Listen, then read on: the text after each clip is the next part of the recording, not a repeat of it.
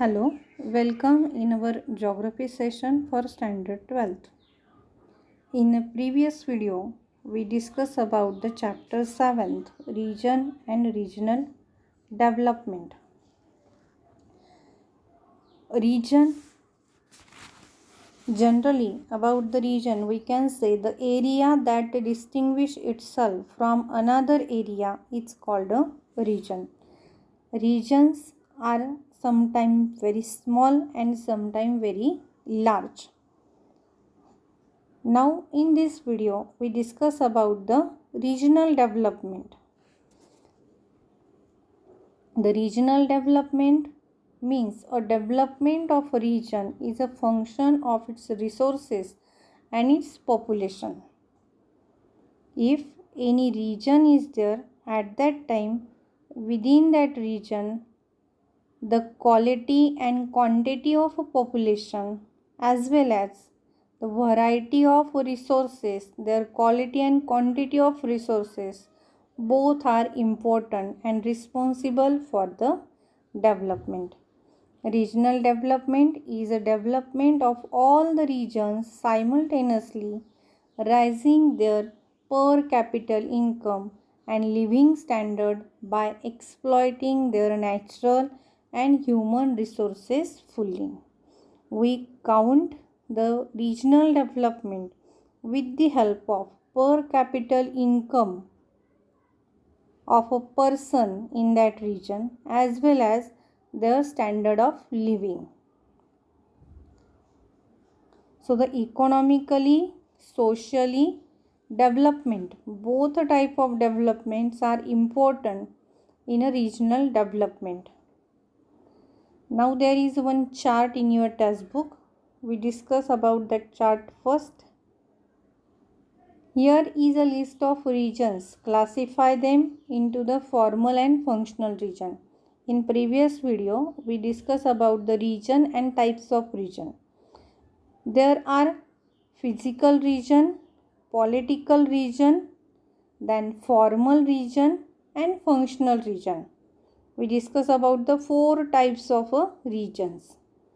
Now, Ujni Dam catchment area served by the Pune Municipal Transportation means PMT, area under served by the City Cable Service, then Uttar Pradesh, District Kolhapur, Taluka Haveli, rice producing region of Konkan, black cotton soil region of India, area served by the local trains of Mumbai, area served by the primary health center.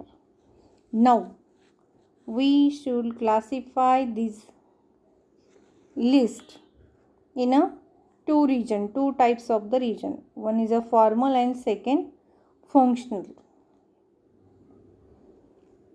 In a formal region, Ujni Dam catchment area is there, Kolhapur district is there, Uttar Pradesh, Taluka Haveli and rice producing region of Konkan.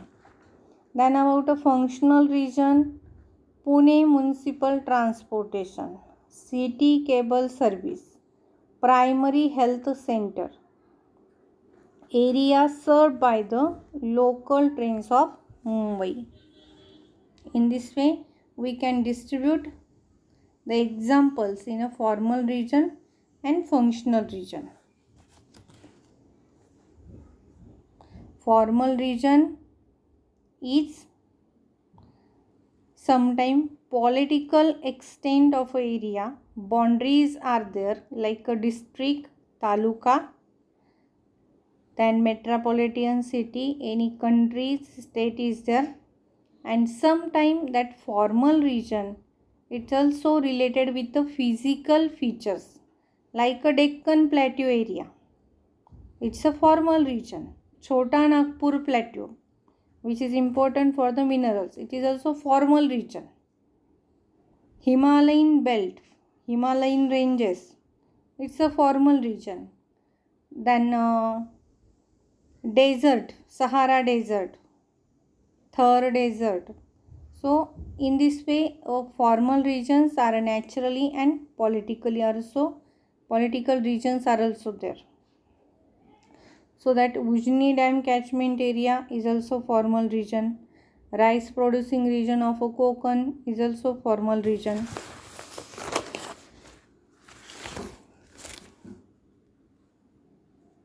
Now use your brain power. There are some questions which are depend on this formal region, functional region, political region and physical region. Now identify your formal region. Now where are you live, that region, that district, that village, that city. You can take your area. For example, about myself, if I live in a Kopargaon, so I am use a Kopargaon town is a formal region for me. Can you identify and demarcate your own functional region? We can identify our functional region.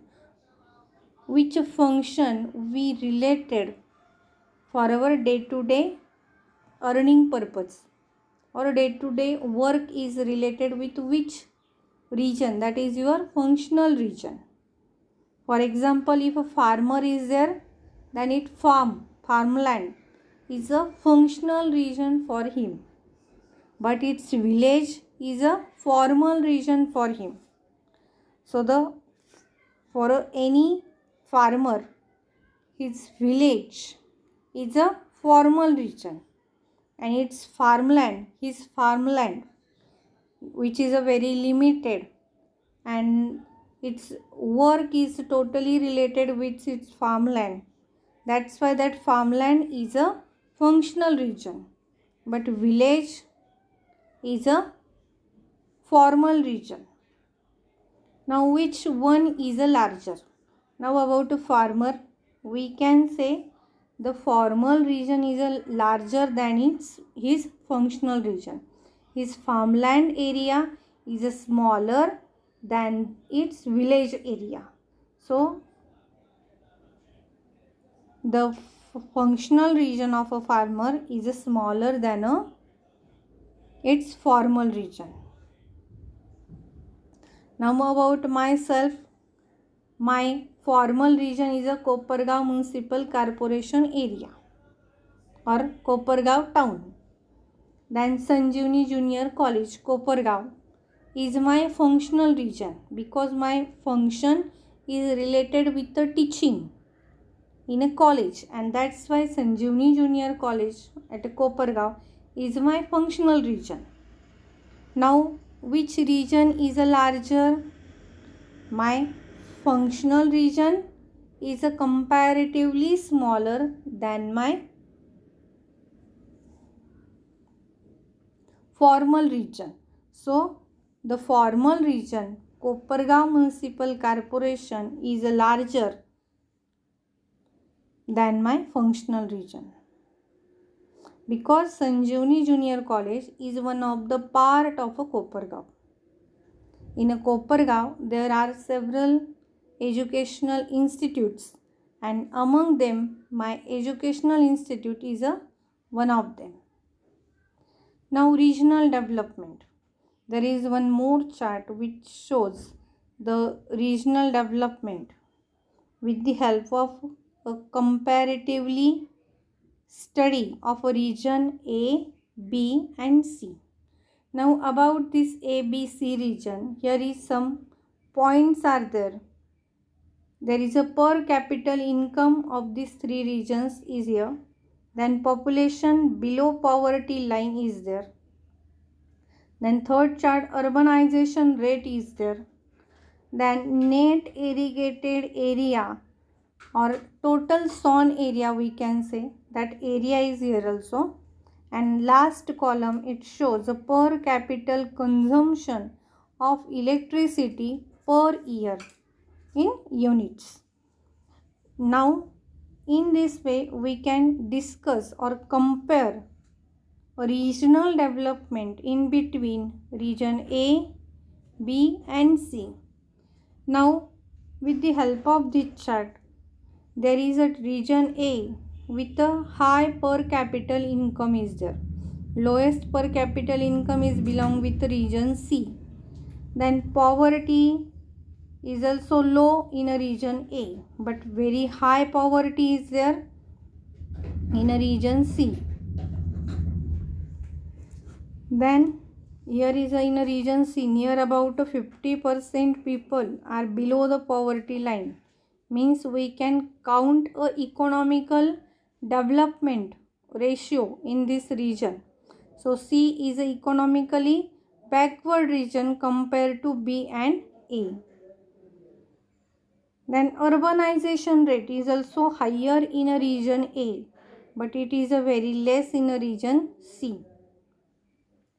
Then net irrigated area or a total sown area is also higher in a region A and very less in a region C. Now per capita income. Per capita income, there is a total income of a year with a person is there. That ratio is there. 557 per capital consumption of electricity is there. Now why this ratio is important in the development? Have you any idea? We can relate this consumption of electricity with the help with the different facilities which are available in a house for each person. For example, if there is a television set, if there is a cell phones, then fridge, washing machines, and other electrical equipments which have a need of electricity, and their use is higher, then the consumption of is also higher. But the availability of that electrical equipments are very less, and utilization of that electrical equipments are less, then automatically the per capita consumption of electricity is also very less. Now which people have that capacity to also buy the different equipments, electrical equipments? A person whose per capita income is good. Then if urban center is there, then availability of that electricity and equipments both are also necessary. At that time automatically the per capita electricity consumption is also high. So with the help of chart we can say compared to B and compared to C, the condition of B, economical condition of B is good, and compared to B, the economical condition of region A is very good. Now there are some questions which are depend on the table. In which region do you think there are more resources available? Obviously, in a region A, there are more resources available. In which region do you think people are richer? Yes, again region A. The people are richer than other two regions. In which region do you think people may be more happier and why? Again the answer is region A. People are more happier because the per capita income is also high, as well as the population below poverty line is very low. Only 14% people are below the poverty line, but the remaining people are economically good. The rate of urbanization is also good, as well as per capita consumption of electricity per year is also high. The people in this region use different facilities and may be more happier. In this way, the region A is a very good, and the people who are live in a region A, they are more happier compared to B and C. Now question 4th is there. Do you think the given indicators or factors are enough to decide the standard of living of people in the region? No. Because now we can see the answer. The given indicators. The indicators, which indicators are there? Number 1, there is a per capita income is there. Then after per capita income, there is a population below poverty line is there. Urbanization is there. Net irrigated area is there. And consumption of electricity. Now these indicators are shown and help to clear the economical level of a region. Which region is economically good and which region is economically less developed. The given indicators are not enough to decide the standard of living of a people in the region, because we cannot get idea about their social and cultural development through the chart. We can get only economical development and the idea of income through the chart, but we cannot get idea about the social and cultural development through the chart. If in the chart there is a literacy rate is there, then sex ratio is there, then we can think about the social development of that region. Now question 5th. In which region will you like to stay and why? If we observe a chart and region A, B and C, then I will like to stay in a region A because this region is highly developed compared to B and region C. The urbanization rate, then total sown area is also higher compared to other region. Per capita income is also high, which is also support me for the development of myself. If I want to develop myself economically, then this region A is very good to development. That's why I am select the region A. I would like region A to stay. Now we discuss with the help of the chart. There are the distribution of region, formal region and functional region, as well as regional development related with the economical base. Now we discuss about again regional development. Region with the help of this A, B and C region. Region A perform better in the given indicators than region B or C. Per capita income suggests that region A income is high and the production is high. It also indicates that the population is lower than the other region, because per capita income is calculated with the total income divided by the total population. In a region A, urbanization is more than a region B and C. At the same time, net irrigated area to total sown area is also higher. This indicates that the region has good irrigation facilities. Also, consumption of electricity is also higher. In this way, the regional development of A is good compared to B and C, and the region C is less developed compared to A and B. Now, when we discuss about the regional development of factors which are involved in a table, they are not sufficient. They are supportive for the economical development of a region. But when we discuss about the regional development, at that time cultural and social factors both are also necessary. There are a number of indicators based on the various social, economical, political, cultural, and environmental conditions of a region. There is a skilled human resources, optimum utilization of natural resources is also necessary. Indicators like literacy rate, enrollment ratio,